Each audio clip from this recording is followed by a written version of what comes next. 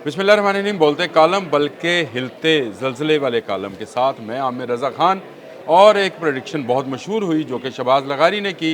उन्होंने एक press conference की थी और कहा था कि पाकिस्तान में मज़ीद ज़लज़ला आ सकता है नेक्स्ट वीक में। और ये उनकी प्रेडिक्शन जो है आज साबित हुई कि आज ज़लज़ला आ गया। 5.9 का ज़लज़ला था रिक्टर स्केल के ऊपर। इसकी जो फिगर्स आई और अफ़गानिस्तान और आज़रबाईजान के दरमियान की सरहद के दरमियान में वो इलाका था जिसकी डेप्थ भी मैं आपको अगर आप कहें तो मैं बता सकता हूँ कि ये इसकी डेप्थ थी 94 किलोमीटर थी और लैटीट्यूड इसका 36.21 और इसका मैग्नीट्यूड जो था वो 71.34 था। और इसके जो है इसका असरात जो है इस्लामाबाद, लाहौर, फैसलाबाद, रावलपिंडी यानी खैबर पख्तूनख्वा। और यही प्रेडिक्शन जो थी शहबाज लगारी ने की थी। तो क्या ऐसा मुमकिन है कि बिफोर टाइम हम आकर ज़लज़ले की प्रेडिक्शन कर सकें ताकि लाखों लोगों को, हज़ारों लोगों को, जो कि शहबाज लगारी का भी दावा है कि वो बचा सकते हैं। इसके लिए उन्होंने EQQN के नाम से एक वेब चैनल भी बना रखा है जिसका मतलब ही है अर्थ क्विकली न्यूज़ नेटवर्क जो है ये है। और उस पर वो मुख्तलिफ दावे करते रहते हैं और उनका कहना है कि वो साइंटिफिकली इसको सारी चीज़ों को देखते हैं। जब उनका ये दावा सामने आया और मैंने भी इसको स्टडी करना शुरू किया और आज ज़लज़ला आ भी गया तो मेरी और क्यूरियोसिटी बढ़ी, आपकी भी बढ़ जाएगी। लाजिमी बात है कि अगर ये वाकई प्रेडिक्शन मुमकिन है तो फिर हज़ारों लाखों लोगों की जानें कैसे जा सकती हैं। जैसे अक्टूबर 2006 में ज़लज़ला आया था और हज़ारों लाखों लोग जो थे वो अपनी जान से गए थे। इसके अलावा दुनिया भर में आने वाले कोयटा का 1935 वाला ज़लज़ला भी आपने पढ़ा होगा, याद तो खैर हमें क्या होना है, पढ़ा होगा। इसी तरह दुनिया भर में ज़लज़ले जो आते हैं जैसे न्यूजीलैंड के मुतल्लिक है कि वहाँ हर 300 साल के बाद 8 मैग्नीट्यूड का ज़लज़ला आता है। 1717 में आखिरी ज़लज़ला आया था। अब 300 साल से ऊपर हो गए तो साइंसदान ये प्रेडिक्ट कर रहे हैं कि अब वहाँ पर 8 मैग्नीट्यूड का यानी बहुत बड़ा ज़लज़ला जो कि सुनामी पैदा कर सकता है आने को है। इस साल आ जाए, अगले साल आ जाए। तो ये प्रेडिक्शन जो है क्या सराइयों पर मबनी तो हो सकती है, क्याफों पर मबनी होती है, लेकिन कोई साइंटिस्ट इस बात को मानने को तैयार नहीं है कि ज़लज़ले का सही मैग्नीट्यूड, सही टाइम, सही दिन, सही औकात बताए जा सकें। जो सिस्मिक प्लेट्स हैं, जो ज़मीन के अंदर प्लेट्स हैं जो कि तैर रही हैं एक पानी जैसे मवाद के ऊपर, वो जब आपस में टकराती हैं तो उसी से ज़मीन हिलती है और ज़मीन के हिलने को ज़लज़ला कहते हैं। अब आज जो ज़लज़ला आया जिसका मैंने आपको बताया, जिसके झटके जो हैं मुख्तलिफ शहरों में महसूस किए गए, तो एक नई बहस शुरू हो गई कि क़यामत आने वाली है और क़यामत के नज़दीक आफ़ात और ज़लज़ले ज़्यादा आएंगे और ये शायद उसी का नतीजा है। लेकिन ज़लज़ले तो हज़ारों साल से आ रहे हैं और अगर आप इसकी बर्फ़ जो इस्लामाबाद में ओलाबारी हुई उसी के साथ आप इसको रिलेट करना चाहते हैं तो ये भी गलत नज़रियात हैं। ये बिल्कुल साइंटिफिकली जो है ये बात प्रूवन है कि ये प्रेडिक्ट इस तरह से किया जा सकता है जैसे आप किसी जियोलॉजिकल सर्वे के दरमियान पहाड़ों और सेस्मिक प्लेट्स की नवीयत का अंदाज़ा लगा लें।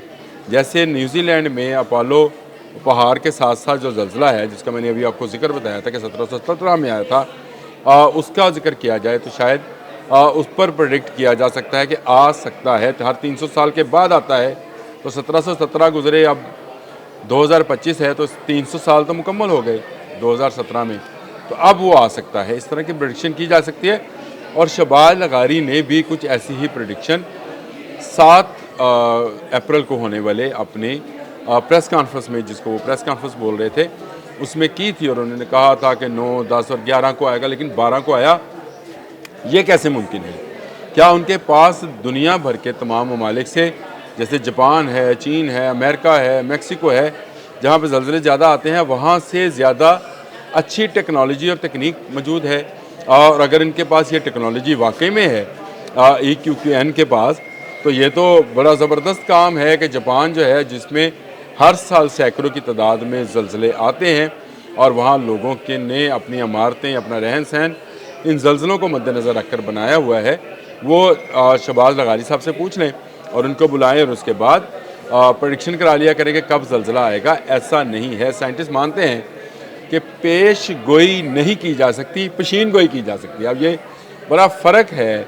आप किसी के बारे में ये पेश गोई कर सकते हैं कि अगर फ़लाँ इलाके में ज़लज़ला आया है तो उसका आफ्टर शॉक्स जो हैं चलते चलते कहाँ तक आएंगे, और इन्हीं को इसी रिकॉर्ड को गैदर कर कर आप कोई भी पेश गोई कर सकते हैं।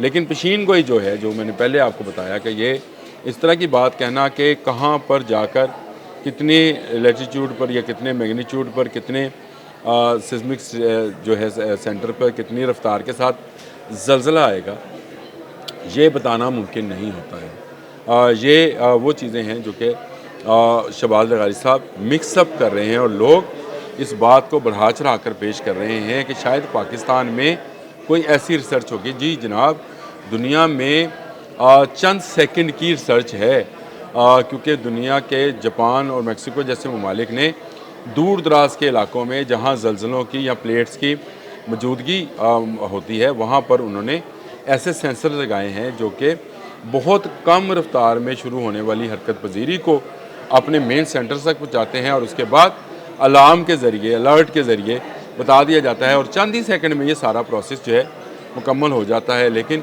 ज़लज़ले कुदरती आफत में शामिल हैं, ये बात ठीक है, और कुदरती आफत को प्रेडिक्ट नहीं किया जा सकता।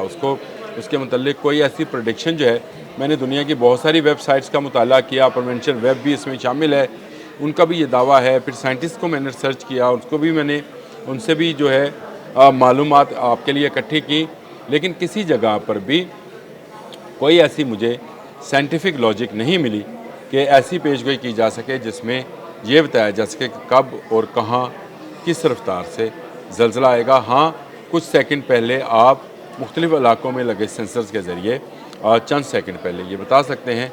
तो शहबाज लगारी साहब, आपका रिकॉर्ड बिल्कुल आप सही काम कर रहे हैं कि आप कम से कम ये तो बता रहे हैं कि अगर एक जगह ज़लज़ला आया तो उसके आफ्टर शॉक्स उन प्लेट्स पे कहाँ कहाँ आ सकते हैं। आपको भी पता है कि प्लेट्स जो तैर रही हैं ये आपस में भी इंटरलिंक हो सकती हैं। दो प्लेट्स हैं तो उसका जो अर्थक्वेक है वो आहिस्ता आहिस्ता मुख्तलिफ़ इलाकों में मुख्तलिफ़ मैग्नीट्यूड के साथ जा सकता है।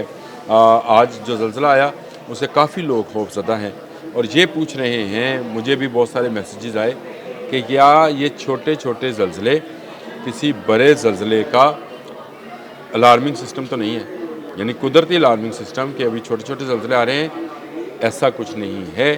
ये छोटे ज़लज़ले बड़े ज़लज़लों के आफ्टर शॉक्स हो सकते हैं। किसी जगह जो ऐसी बेबाद जगह भी हो सकती है जहाँ पे शदीद नौइयत का ज़लज़ला आया हो। मुख्तलिफ़ सेस्मिक सेंटर्स पर काम कर रहे हैं। आज भी जो रिपोर्ट्स आई हैं, मैं अगर आपको बताऊँ तो दुनिया के मुख्तलिफ़ इलाकों में मुख्तलिफ़ जो है नौइयत की ज़लज़लों को किया गया है। अभी ये अफ़गानिस्तान और अशकमान की सरहद के ऊपर जो है 53 किलोमीटर पे था, और अलास्का में जो है 45 किलोमीटर के गहराई पर था आज, और बोलीविया में 88 किलोमीटर पे था। सेंट्रल मिड अटलांटिक रिज में ये 4.8 है, और इस तरह की मुख्तलिफ़ जो जगह हैं उनमें ये मुख्तलिफ़ नौइयत की ज़लज़ले सेस्मिक सेंटर्स ने रिकॉर्ड किए हैं। ये आज की मैं आपको बात बता रहा हूँ, तो इसका मतलब ये है कि ज़लज़ला पैमा मरकज़ जो हैं वो ज़लज़ले को फरमाइश तो कर सकते हैं कि कितने मैग्नीट्यूड का है, बिफोर टाइम प्रेडिक्ट नहीं कर सकते हैं। हाँ, चंद सेकंड तक इंसान ने जो है रख ली है, अपनी बना लिया। वो भी ये है कि एक जगह से ज़लज़ला शुरू होता है तो वहाँ से सेंसर्स के ज़रिए आता है। कुदरत के कुछ काम ऐसे हैं जिन तक इंसान सोच तो सकता है, पहुँच नहीं सकता, और ज़लज़ला ऐसे ही कामों में से एक काम है। शहबाज लगारी साहब, आप जो काम कर रहे हैं वो भी बहुत अच्छा है। कम से कम उसमें आप कुछ तो क्याफ़ा, कुछ तो अंदाज़ा जो है वो लगा कर बता रहे हैं। लेकिन ये छोटे छोटे ज़लज़ले बड़े ज़लज़ले का पेशनमा हो, ये आप नहीं बता पाएंगे, और ये साइंटिस्ट भी इस पर मज़ीद रिसर्च कर रहे हैं। अल्लाह करे हम और आप सब इन ज़लज़लों से महफूज रखें। ये कुदरती आफत है तो अल्लाह ही इसको टाल सकता है।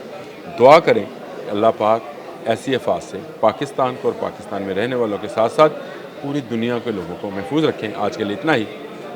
अल्लाह।